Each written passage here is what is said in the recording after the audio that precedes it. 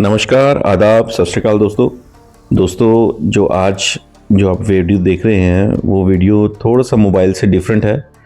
ये एक game PS4 का वीडियो है जिसकी HDMI जो पोर्ट थी उसकी वजह से डिस्प्ले नहीं आ रहा था गेम का। तो मैंने वो मेरे किसी फ्रेंड का ये PS4 था तो वो मेरे पास लेकर आया कि ये IC को आपने चेंज करना है। तो आप देख सकते हैं वीडियो के अंदर मैं IC को कैसे रिप्लेस कर रहा हूँ। ये दोस्तों मैंने पहली बार किया है लाइफ में, क्योंकि ज़्यादातर हम मोबाइल का ही काम करते हैं। तो Kmax mobile repair and training में आपने जब ज़्यादा से ज़्यादा मेरे जो वीडियो देखे होंगे वो मोबाइल फ़ोन के देखे होंगे, लेकिन इसमें जो है वो PS4 में जो HDMI पोर्ट को ठीक करने की कोशिश कर रहा हूँ। उसका जो डिस्प्ले IC है उसको मैंने लगाया है और रिप्लेस किया है।